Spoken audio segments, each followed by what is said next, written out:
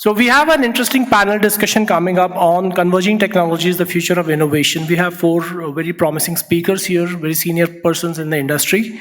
And before I introduce them, let me just share the gist of what they're going to speak about. So we talk about converging all the advancements that have happened today, till today, let's say, in industrial revolution, the fourth industrial revolution, AI and society all converging to define future of innovation. Our first speaker is Vijayasimha Alilughatta. He's the Chief Operating Officer at Zensar and based in Bangalore. He's focused on client delight and execution excellence. Welcome. Right, then we have our moderator, Ms. Anjumara. Anjum, can you please come on the stage? Anjum has 21 years of experience in strategy and design and works with software as a service solutions for a global enterprise company. Can I call upon Mr. Mahesh Kulkarni on the stage? Mahesh is a tech professional with over 25 years of experience. He's currently working with Barclays. And may I call upon Mr. Vikram? He's the SVP at GlobalLogic. Welcome. Guys, keep it going.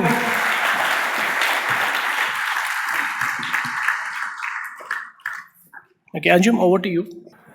Good morning, everyone. I know this session is supposed to be very serious and all of that, but we wanted to make panel a little bit different. Of course, the whole topic of the panel revolves around fourth industrial revolution, the converging technologies, and the impact on society in general, as well as on the different sectors, because we all are coming from different sectors. But I thought before starting the panel, and the questions which become more and more intense and technology oriented, why not give you a glimpse of what these people are beyond the coats that they are wearing? Okay, so a little bit around that, and I will ask a few questions to them. They don't know what they have to answer, so they didn't have the questions beforehand, so they are not prepared. The rest of the questions they are prepared, so that time we will ask, I'll ask the audience to ask them a few more of those questions, but for now, these are some of the questions that they don't know of, so this is the first time that they are hearing. I'll start with Mahesh, since he's sitting right next to me. Is any embarrassing incident in your college days, not now, anything that you remember, and it is okay to share with the audience? I think the last caveat was very useful, thank you. Actually, NASSCOM didn't warn us that we will be grilled on this one here, so obviously didn't come prepared. The challenge is which embarrassing moment to choose amongst the millions that happened to you during your college days. The other problem is college was so far back, it's a blur. But I'm sure what I tell you won't, be alien to you, and I'm sure everybody would resonate to this. This one day, third year, engineering obviously, between those days you used to have 2-3 days gap between the papers, right? And you generally would not touch the book until you get that 2-3 day period, and you go to, for those in Pune, you would go to Appavalvan Chowk, ABC, go to a finer bookstore, get a book, and start reading, right? Those 3 days are absolutely the premium days for preparing for the exam. So I did that, bought a book, really burnt midnight oil for 48 hours, was very confident that I can crack it. I went to the exam, and I walked in, and I was talking to my friend, and we were just saying, great, prepared, yes, all done. And I said, but this couple of topics I kind of kept optional. And he said, which ones? And I told him the names of the topics. And I said, I have kept optional, assuming that, you won't have too many questions on those, and you can still comfortably get through. And he looks at me, and he says, which ones? I said, those two. And he says, but today is not that paper, today is another paper. And oh my God, and I was sweating profusely, and I really had to use a lot of my creative imagination while writing the answers to the paper. Thankfully, the examiner was kind to me, and he let me get through, but that was one of the ones that I can share with you. Non-shareable are many. Thank you. This is most of the times our nightmare, I think a lot of our kids have these nightmares, and he has passed through it. Vikram, I'm going to ask you a different question, okay? Let's not stick to this question, because you must have now remembered what the response should be, right? So what would you be if you were not SVP of GlobalLogic or not into the technology world, what would you have been? Can you guys hear me? Yeah. So, like everybody, every teenager in 1990s, I would play gully cricket in Mumbai, right? I was born and brought up there. And I played some club cricket. And I was a wicket-keeper batsman. And nobody liked to be a wicket-keeper when you have bowlers like Salil Ankola, and they used to really time their balls well. They would hit your hand hard. And I was one of the rare breeds. And it got to my head where I thought it could be a career. I had some options. When my father told me, look, for your demeanor, for your cricketing talent, you will not become a Tendulkar, so better study. And the typical Indian middle class thing, then weighed in, and I moved away from cricket and being a technologist. One freak incident, I was an electronics engineer and not a computer engineer. So the first few jobs that were offered were electronics engineering job, and thanks I didn't choose them, because it was not a very lucrative career in 1990s, in late 1990s. During my time, I got offered for some public sector companies, which thanks to CDAC I turned down, and I took a IT offer. But those two things, I'm glad I stayed away from them. But now cricket is a more lucrative career than anything else. So. Cricket is a lucrative career if you are a Kohli, not if you are playing in clubs yet. But you don't know. With the IPL, there are a lot of options, and now I think a lot of us would have thought, why not in that field?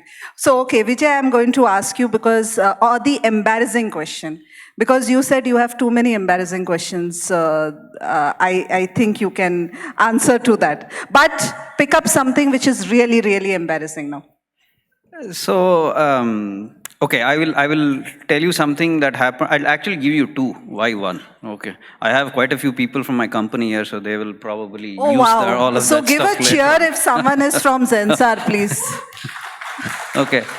So both are not necessarily in college, right? I think I was fairly okay in college. At the intersection of college and my job interview, right, with Infosys, okay, I went to the job interview. Guess what? I went in an orange colored t-shirt and an orange colored pant.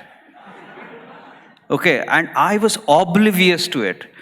To the credit of the interviewers, they asked all questions, and look, at those days we knew what questions they were going to ask. It was there's one book called Puzzles from Shakuntala Devi. Most of it used to come from that. And I answered, I cracked the interview. Then finally the guy from HR said, Vijay, tell me, why are you in this attire? And I said, like, what attire? I'm in a t-shirt and this one. And he said, thank God nobody else more senior from Infosys came, because irrespective of what answers you gave, by looking at your attire, they would not have selected you for Infosys. So that was one. And the second one was like the first on-site assignment, right? You go, at those point of times, there was no, nobody used to tell you what the story was. So you had to be self-learners. I go sit in a flight. You'll not believe it was a flight from Bangalore to Chennai. Those days in Air India, there was no ticket numbers. So you could go, and they said, go sit anywhere. I went and sat in the second seat. Okay. Who knew that was bloody first class? Right? And the flight is about to take off. And then the steward comes and says, sir, can you show me your ticket? Then I show the ticket, and he says, sir, this is first class. You have to go back to the economy class. Right? And then basically, that was embarrassing enough. But then you have those belts, right? That was the first time in the, aeroplane. So you're trying to get up. I didn't know how to remove the belt. And he's saying, sir, you need to go. The flight is about to take off. The flight is about to take off. So it was fairly embarrassing. And then basically I asked somebody who was sitting next to me, how do I remove the belt? And then went back. So enough? You want more? Yes, no, I think that's enough. The Zensar guys are very, very happy learning a lot about you. Great. And now, Mahesh, anything you want to share which is embarrassing enough? What you wanted. Embarrassing is you have shared enough. Yes, What you would sufficiently have embarrassed, been, I must say. what you would have been if not in Barclays, if not in the financial sector. Million things, honestly. I mean, every day for a number of years, I used to wake up and wanted to be something different than what I'm doing. But I think one thing which kind of came to me, and I realized that I would enjoy doing is when I have two daughters, by the way. Now they're pretty grown up. But when they were young, I was tasked by my better half to ensure that I tell them a bedtime story every evening. And there are only so many, Hans Christian Andersen stories you could lay your hands on and others before you run out of stock. So I had to literally invent a lot of bedtime stories practically every night for my daughters. And I realized that, I was doing reasonably well in inventing stories on the fly, starting with, there was a horse and then there came a donkey and how he became a prince and all of that. So you amalgamate a lot of different things. But that gave me an idea that I would love to write children's bedtime stories. Oh, wow. I mean, that's a genre which is really missing. I'm sure a lot of young parents here, or a lot of parents have gone through the same nightmare that I've gone through. And we would love to have stories that, you can just play and let the kids fall asleep by themselves. Perfect. Vikram, an embarrassing incident, but in your office. My office. Anything that you remember. Okay. I can say, but I want to be quiet. So Anjum has worked with me. So you want to say something? I'll leave that for later. No, you put me on spot because I was prepared for some other embarrassing moment, right, in my teenage. But there are several of them, right? I'll tell you a little wacky one. I don't know if it is apt for this audience, right? Yesterday, when Shah Rukh Khan asked Amitabh a question, right? The question was, how do you prepare before shooting a scene? What are the 2-3 things that you say to yourself, right? And Amitabh is a very silent guy. He's an introverted guy, although it doesn't appear on the screen. He said, the only preparation you need is you just check that the zip of your pant is intact, right? Before you go record a scene. So I was a chief guest at some event, and the heat of the things, I missed it. We got the gist. So it was hugely embarrassing when a fellow person, just like Milind sitting next to me, had to remind me of that. Right? It was hugely embarrassing, right? But it was what it was. Thank you so much for sharing this. So now I think the audience understand them much more better than just being the CEO, the VP, and the president of their organization. I hope you had a fun session with this. Now we get into a little bit of, and I have to bring my specs on because I can't read. So we'll get a little bit of detail on what we think of Fourth Industrial Revolution. With the Fourth Industrial Revolution, the technologies on artificial intelligence, Internet of Things, blockchain, and so on, becoming very mainstream. The incumbents are becoming, there is a profound change where the incumbents are being disrupted. There is entirely new Fourth Industrial Revolution enabled business models that are evolving. So there is a complete business model reinvention which is happening in different industries, in different sectors, and in countries as society as whole. It is not just left to the industries, it is impacting the society in general. Of course, it enables new markets, creation of new markets at an expedited speed and scale. What we didn't have a few years back, those are becoming more mainstream in that case. Question to Vijay. These new technologies have a potential to contribute significantly towards achieving global goals. What do you think about that? What is your point of view on that? Okay, so I think I have about 45 minutes to answer this question. Yeah, All right. I think if the audience is okay. Yeah, audience can go back to their emails. So look, keeping all the jokes aside, right? My point of view. What is this fourth industrial revolution? right? The fourth industrial revolution is the fusion of three things: physical, digital, and biological. Remember that, right? Physical, digital, and biological. What are the characteristics of the fourth industrial revolution? It is about cutting edge technologies, it is about data driven decision making, and it is about unprecedented connectivity. Okay, so those are the three things that are making this happen, right? Now, what are the technologies, right? And you listened to a wonderful session on AI, Gen AI, and all of that stuff. So the technologies that are making this fourth industrial revolution happen: AI, obviously, IoT, right? A whole bunch of stuff associated with connectivity, be it 5G and so on and so forth, renewable energy, nanotechnology, quantum, on and on and on, right? Each of these technologies, as Anjum said, have a potential to like basically transform industries. Some examples, right? Smart cities. I mean, all of us would love to be in smart cities, right? Most of the people complained about traffic today coming into the convention here, right? And I told them, actually, Pune is much better. Come to Bangalore, you will really know what traffic is, right? Smart cities, right? How you leverage technology to like basically optimize urban infrastructure and then make it sustainable and efficient urban living, right? That is the power of technology. Healthcare, right? We have all looked at some form of telemedicine. Now taking that ahead would be like remote monitoring, more, I would say, gene editing kind of a stuff.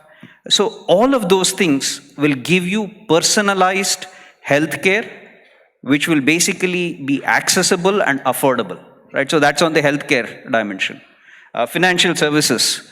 The entire technology stack is democratizing financial services available to people.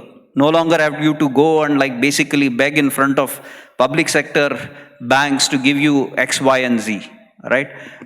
So that's the third dimension. Fourth, learning, education. Personalized learning is something that all these technologies are going to make happen. All these, I think, people know, but some of the things like farming, for example, right? Precision farming. I mean, I was reading some article the other day where they talked about an organization called Climate AI. That Climate AI organization is helping farmers here in Maharashtra to like decide the quality or the type of seed that they should sow given the climatic conditions as well as the soil conditions, right? So in a nutshell, right, all these technologies will significantly alter the quality of life.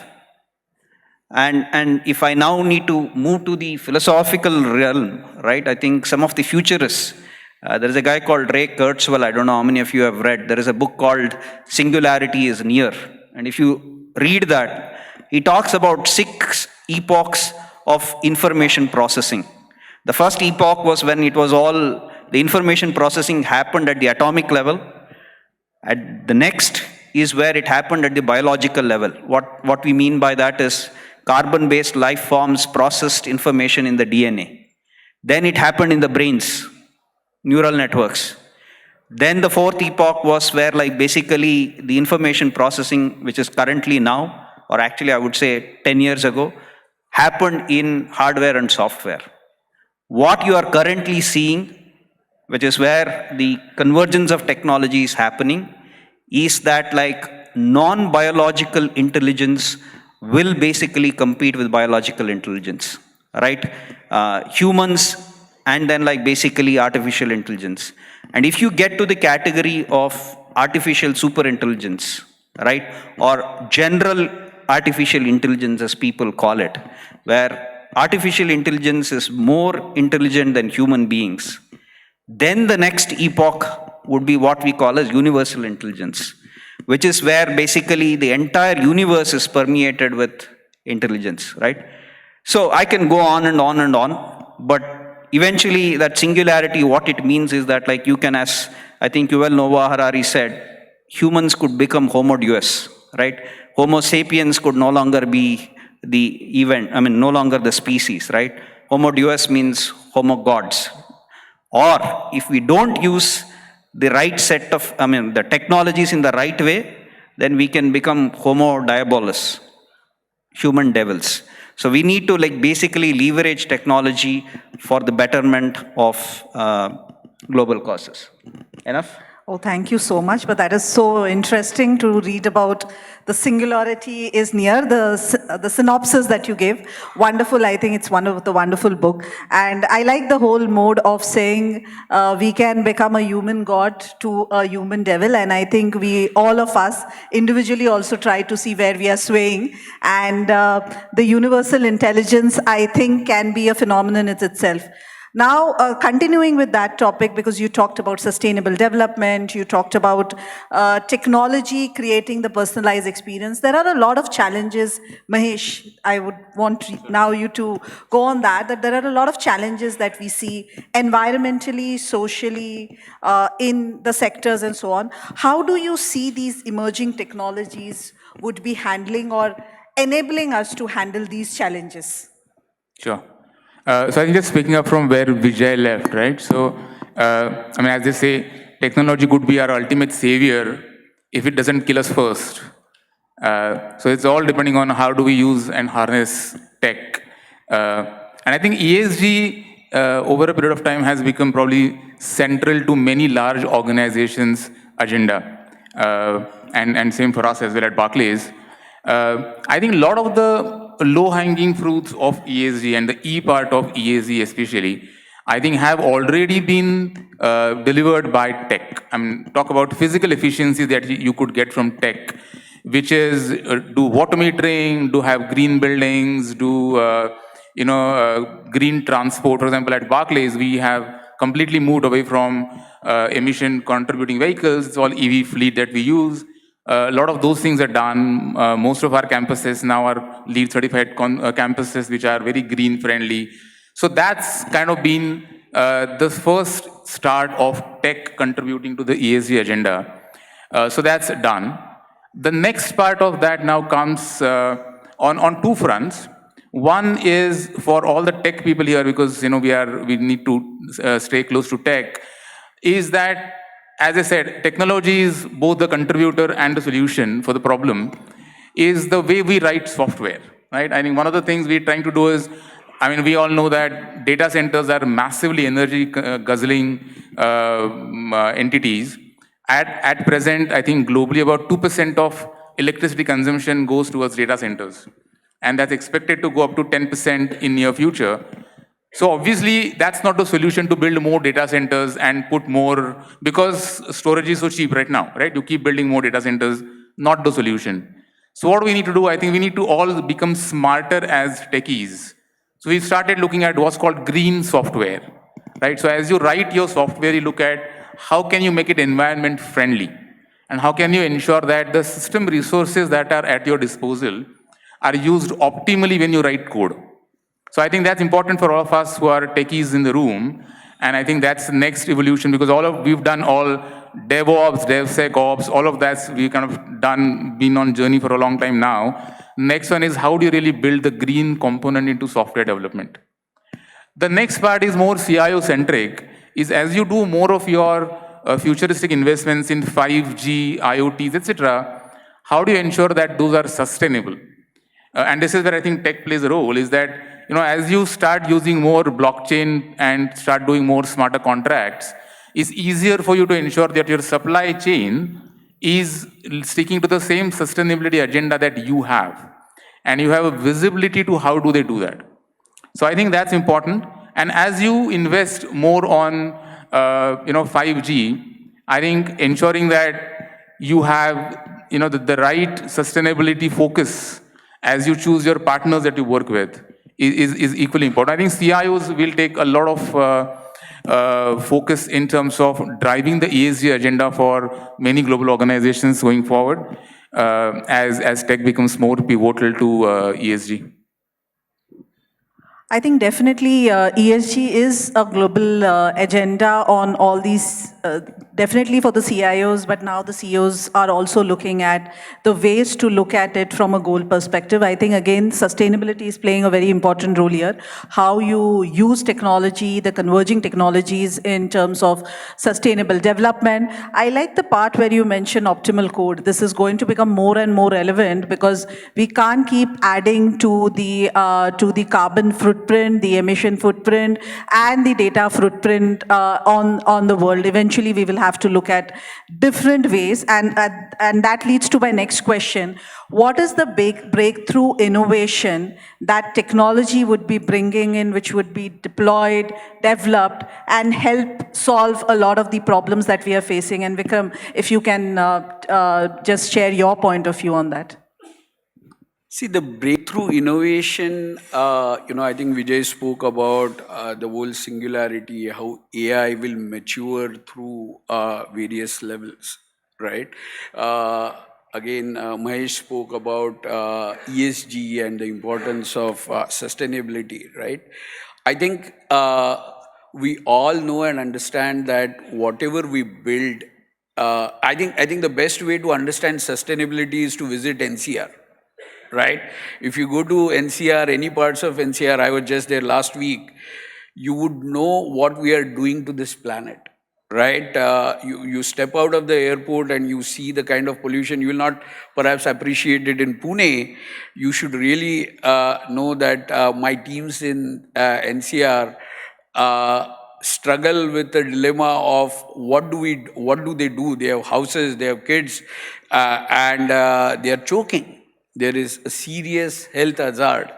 So it also disturbs you when you hear that ChatGPT query would take gallons of water to process itself, right? Hardware is getting commoditized, but running softwares on those guzzling hardwares, it has to be sustainable to the core. Right? That is very important, right?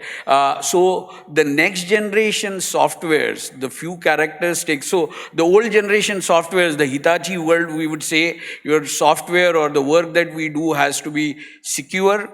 You have to focus on quality, you have to have good development process, and then you codify it, you industrialize it. We called it SQDC. The next generation software, you are going to characterize by what I call SOE, right? Which is your software sustainable enough? Is your software running at optimized resources, right? Second thing is it open and interoperable? Right? Because gone are the days where you would have monopolies on technologies being created. OpenAI, by virtue of it, is open. Right? The third dimension I would call out is when AI start making decisions, then there has to be an explainability and ethical part of it, right? Explainability is a big thing. An algorithm makes a decision on, unlike the humans today, right? Please imagine attending a retrospective meeting for something that went wrong, but the decision was made by an AI algorithm, right? How do you retrospective do a retrospective on it unless the algorithm is explainable, unless the algorithm is built with ethical practices, right? There is a whole, with Sam Altman and what happened, you all know, at OpenAI, there is a whole governance of AI, a body of knowledge. How do you govern these companies? How do you govern algorithms? With deepfake, what role does government play in all this? What role does regulator play in all this, right?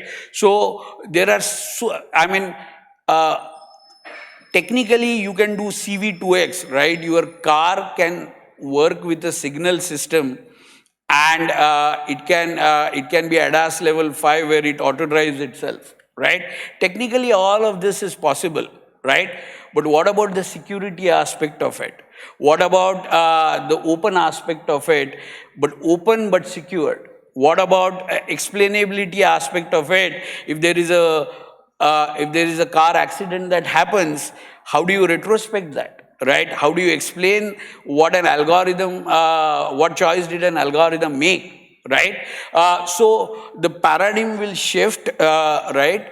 And it will, these are the principles that will govern these new use cases, which looks like a sci-fi, right? So there are umpteen number of use cases. What I am more focused on at GlobalLogic is how do we make this sustainable, open, and explainable, right? And there is a second dimension to it, which is you still have an African continent which is, struggling to make lives out of, sustainable lives out of people.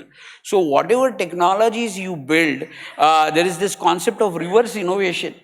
Right? You could build an open AI engine if you have a several $billion funding.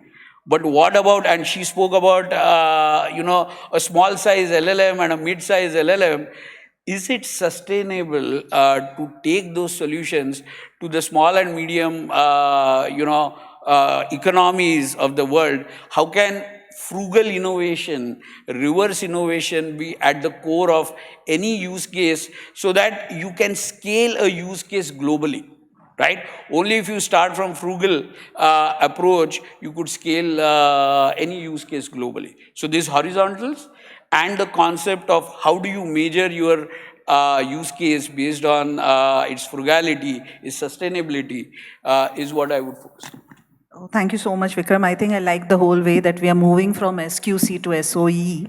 I think that's a new word and a new term that is definitely so much relevant, especially at PwC when we use AI. We don't use it as AI, we call it responsible AI, because that's a very important aspect to look when we think of AI. Moving on, when we are looking at AI, because we have brought up the topic of ethical, responsible AI.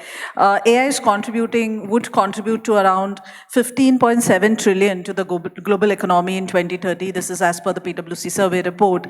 Now that means it is more than the current output of China and India combined. That's the level of global economy that it will generate, of which some of it will come from increased productivity and some of which would be the consumption effects that would be there. In this world where you would have a business, because of these changes on AI, the responsible AI, generative AI bringing in, a business that is not yet formed, becoming a market leader in 10 years. Understand the term that I'm coming to, a business that is not yet formed, but becoming a market leader in 10 years. How do you see that, Mahesh, in the financial sector? How do you see that happening? What are the areas? What are some of the specific aspects of financial services where you see this impact? Sure. So I just do agree to the point that, there's, you've got very new entrants into the business who very quickly create massive amount of gravity around them. And I think in our sector in banking, we've seen a lot of those so-called neo-banks who kind of are trying to disrupt the way the conventional banking is being done. Now banks, I know a lot of the people in the room would agree are a necessary evil. They've been a very important part of our ecosystem for a number of years. And a lot of us have had different experiences with banks. But I think, during pandemic, especially we saw this a lot in Barclays and across the industry, is that the journey of digitization accelerated massively in those years. So whatever we would have planned in our digitization journey over the next 5 years, we literally had to cut that down to a year. And we had to, advance our time to market. So there are 4 things in my view which, are very important from a banking standpoint because of the evolution of AI primarily.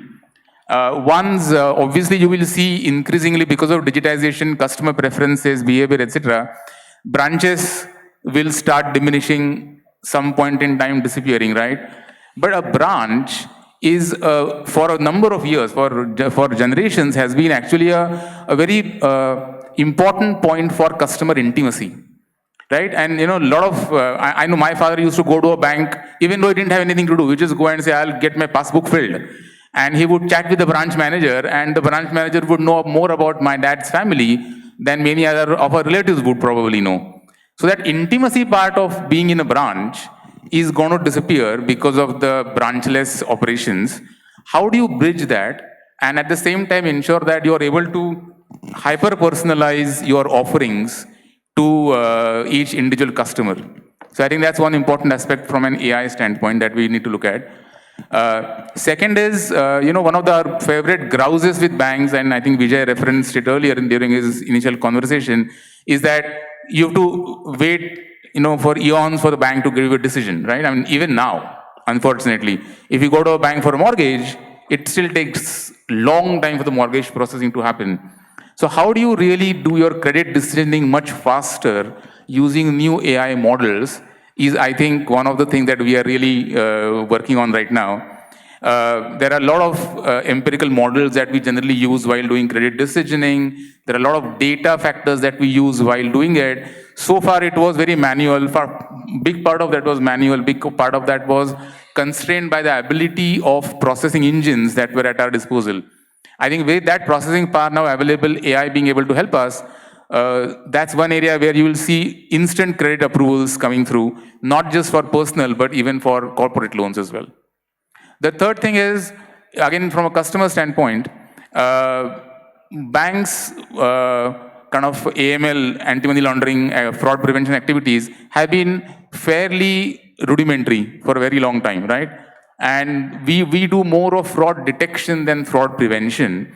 So that's another area where we're using AI to really see if we can prevent a fraud from happening rather than detect a fraud and deal with the aftermath of a fraud, which is great from a customer experience as well, because nobody likes to be on the other end of a fraudulent transaction, even if it's not your fault. So that's a third one. So I think these primarily are the intersections between AI and how a bank would operate. And I know for us, increasingly, we are looking at adoption of obviously some of the Gen AI models. The problem, as Kanchan mentioned, is many of these are pre-trained models, and the pre-trained is like 5 years before. So they don't really have the latest and the greatest data that we want. Plus, a lot of our focus is on data privacy. We are custodians of a lot of our customers' data, and there are massive regulatory constraints around how much can we share. So a lot of us are trying to do our own foundational models within our own area and see how we can fast track the use of responsible AI using Gen AI.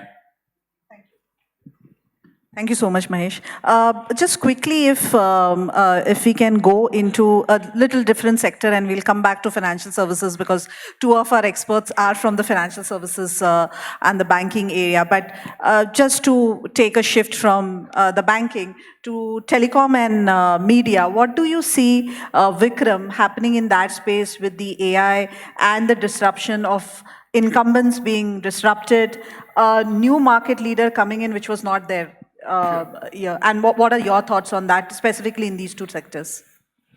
Sure, yeah. So, first of all, a very common thing is ultimately a telecom and a media company is also a software company, because a lot of them are software driven, right?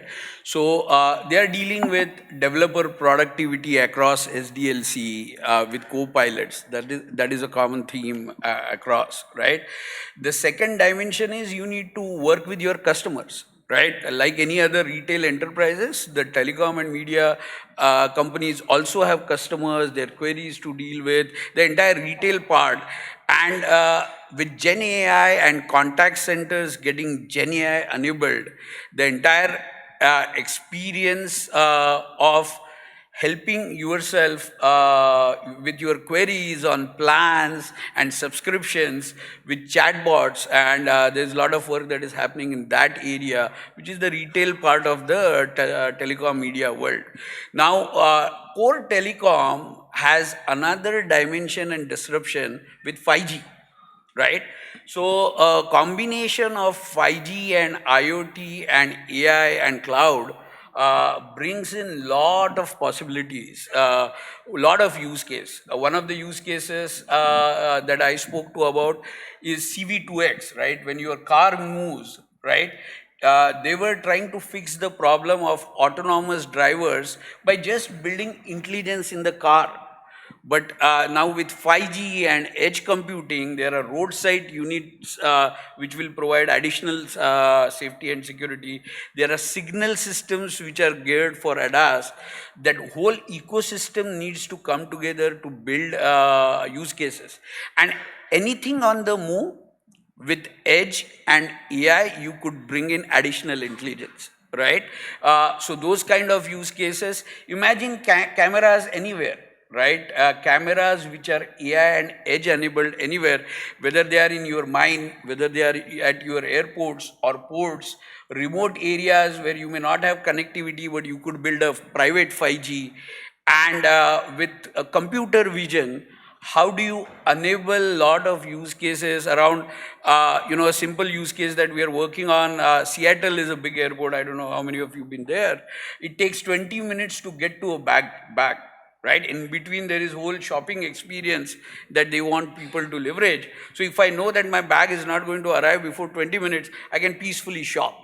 And I can spend more. I can be focused on getting stuff done during those 20 minutes. So predictability and tracking of my bag through those cameras, with private 5G is one of a very popular use cases, right? So private 5G, IoT, and AI. I could go on for 30 minutes. I'm looking at the time. There is so much that has to be done. Now, the media industry is, of course, differently challenged, right? Because the whole content can be generated with deepfakes, and the issue that we are dealing at hand, where content can, who knows if it is the original content or it is a content generated by AI engines, and what happens to copyrights. The whole OTT industry works on a concept of DRM, digital rights management. Where does that go in this deepfake engines and world? Who owns the rights for something that a content creator generated out of AI? Where does the ownership lie, right? Can that be even copyrighted legally? So media industry is going through large disruption, obviously, because the large language models that we've built, along with text, there is image and video and all those aspects that have been inbuilt into these foundation models, which the creators can now leverage. But there are unresolved issues around copyright and security that people will go through. I think a very important aspect, on media that you mentioned, Vikram, that it could be that the rules may be revised of ownership and the rights that we are looking at. And I think that could be a play which is a different industry in itself evolving there. Now, I think we'll go to the last question, and this is for the two experts on our banking and financial sector. We have been hearing about the impact of disintermediation on the banking sector for several years now. What is your assessment on that impact, and how do you see that unfolding? And Vijay, maybe if you can take this question up. Yeah, look, I know cognizant of time, so I'll rush through, right? Disintermediation is happening, right, in all industries. Uber, Airbnb, right? Forget about that. Even in our own industry, IT services, right? Crowdsourcing. You don't now necessarily, clients don't necessarily need to go to a particular company to get a particular skill set. They can actually go on a crowdsourcing platform. Banking industry is not going to escape it as well, right? We already have this nice acronym called DEFI, which is Decentralized Financial Platforms, right? I know that they're currently based on blockchain, they're based on smart contracts and all of that stuff, and more associated with enabling transactions on digital stuff. But actually, that is expanding. There is something called a synthetics. I don't know if you guys have looked at it or not. What it does is it is built on Ethereum. It enables you to basically create synthetic assets that track the value of real world assets like gold, currencies, all of that stuff. And once that is there, it clearly enables peer-to-peer transactions. So there goes your disintermediation. The second stuff, right? Open APIs. Open APIs have now provided third-party financial service providers with a whole bunch of information about clients, and then you combine that with AI, right? And they can glean insights about the individual's situation, preference, and stuff like that, and make some hyper-personalized offers, taking away business from the banking. So in my mind, I think disintermediation will happen. I'm sure the banks will look at how to basically be an ecosystem orchestrator of providing democratized financial services rather than continuing to like basically be the traditional way. Fees will go down, and I think we'll all be happier. I'm sure Mahesh will have a response for this. How do you see you becoming an ecosystem orchestrator? Yeah, I mean, I think I would love to have a reparity on this one. So I'm talking about the whole disintermediation for a number of years now, right? I mean, from the introduction of Apple Pay and everything else, banks' existence has been questioned. But I think this is a very myopic view of things. You know, I am a big fan of disintermediation. What I think disintermediation does, and DeFi's and P2P lending, etc., is really to make the pie bigger for everybody, right? And if you look at a lot of the P2P lending cases, I mean, look at Prosper, for example, in US, right? They've been doing this. They used to take auction a lot of the lending things. Went on for a very long time, and then they realized there are a lot of lacuna in that whole process. One is the credit worthiness of the customer. Second is the risk assessment of the whole transaction. Third is lack of collateralization of the transaction as well.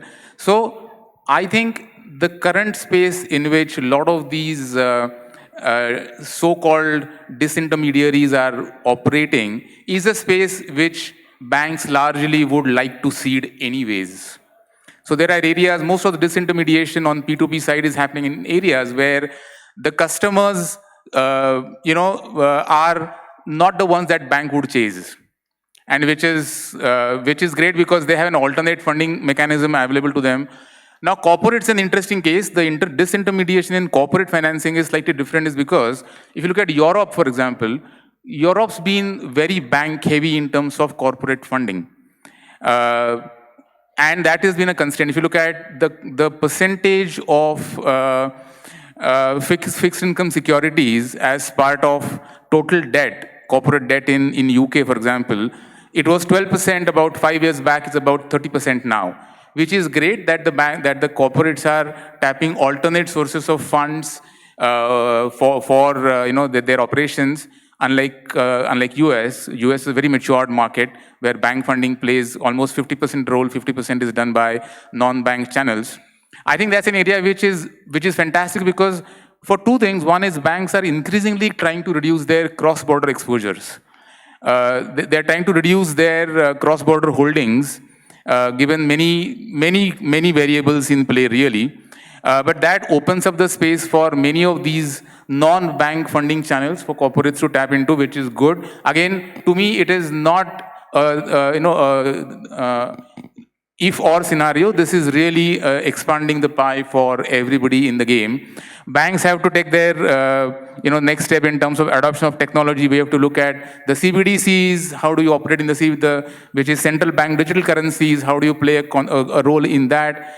But I think banks will continue to be a big part of the financial ecosystem and not necessarily only the orchestrator in that scheme. If I may add the last sentence, I think Steve Jobs once famously said, if you don't cannibalize your business at the right time, somebody else will cannibalize the business. So yeah, I think we have very interesting point of view from both of them, but I would still say that whether it is the orchestrator or whether they remain, I think finally it would be decided with the years to come, with the level of the responsible AI, generative AI impact that is having, the converging technologies happening. We all are seeing consumer is the king, And that is what we see with hyper-personalization, with the level of changes that we are seeing in the economical, socially, and the environmental changes that we are looking at. Let's see whether we are becoming the human gods or the human devil as the universal intelligence goes on improving. But thank you so much for all the time. We thought this would enable you to think beyond for the audience with all of the experts talking about their point of view.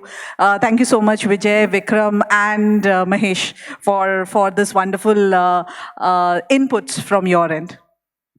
Thank you for being a Thank kind you. host. Thank you. Mike, yeah. Thank you, Vikram, Vijay, Mahesh, and Anjum for that excellent session. And the topic was very interesting. Guys, just please stay on the stage. Mr. Girish Kulkarni, can I please invite you on stage to felicitate our speakers?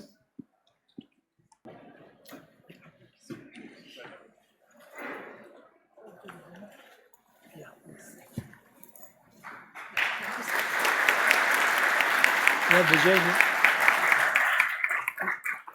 Vijay, please.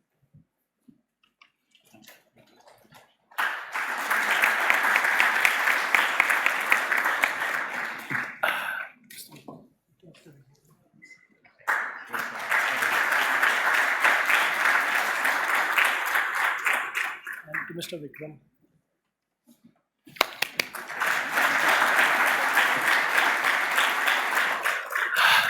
I love what Anjum said in the end. Consumer is the king, and consumer is also hungry right now. So let's get a tea break, guys. We're running slightly behind time, so can I request all of you to be back by 11:50 sharp? Be in here, pack the step. Sorry, yeah. All right, so chop chop, back by 11:50.